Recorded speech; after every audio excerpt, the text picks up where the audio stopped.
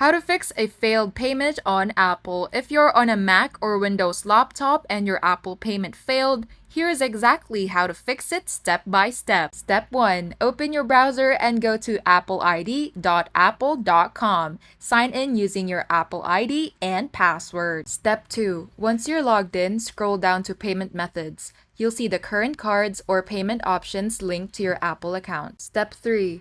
Click Edit next to your card. Make sure the card number, expiration date, and billing address are correct and that the card has enough funds. You can also click Add Payment Method if you want to use a new card. Step 4. If a card failed previously, remove it to avoid future payment errors. Just click the red Remove button beside the old payment method. Step 5. Go back to iTunes, the Mac App Store, or whatever service you were using.